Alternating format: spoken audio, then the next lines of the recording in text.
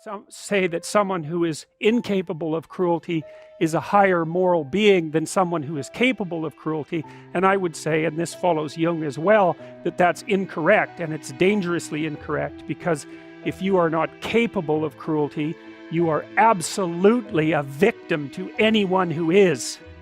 And so part of the reason that people go watch anti-heroes and villains is because there's a part of them crying out for the incorporation of the monster within them, which is what gives them strength of character and self-respect, because it's impossible to respect yourself until you grow teeth.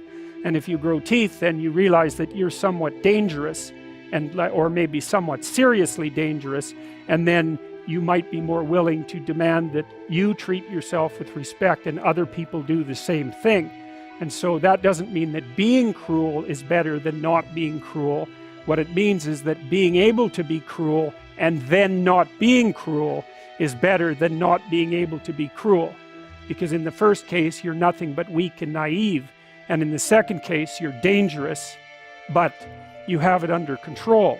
And you know, a lot of martial arts concentrate on exactly that as part of their philosophy of training. It's like, we're not training you to fight. We're training you to be peaceful and awake and avoid fights. But if you happen to have to get in one, and I guess the philosophy also is that if you're competent at fighting, that actually decreases the probability that you're going to have to fight, because when someone pushes you, you'll be able to respond with confidence, and with any luck, and this is certainly the case with bullies, with any luck, a reasonable show of confidence, which is very much equivalent to a show of dominance, is going to be enough to make the bully back off. And so the strength that you develop in your monstrousness is actually the best guarantee of peace. And that's partly why Jung believed that it was necessary for people to integrate their shadow. And he said that was a terrible thing for people to attempt, because the human shadow, which is all those things about yourself that you don't want to realize, reaches all the way to hell. And what he meant by that was, it's through an analysis of your own shadow that you can come to understand why other people are capable, and you as well, of the sorts of terrible atrocities that characterized, let's say, the 20th century. And without that understanding, there's no possibility of bringing it under control.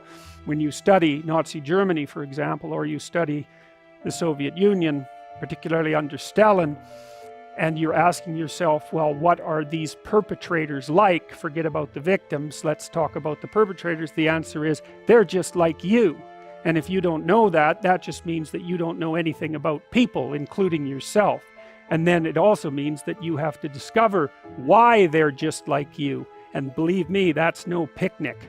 So that's enough to traumatize people, and that's partly why they don't do it. And it's also partly why the path to enlightenment and wisdom is seldom trod upon, because if it was all a matter of following your bliss and doing what made you happy, then everyone in the world would be a paragon of wisdom. But it's not that at all. It's a matter of facing the thing you least want to face.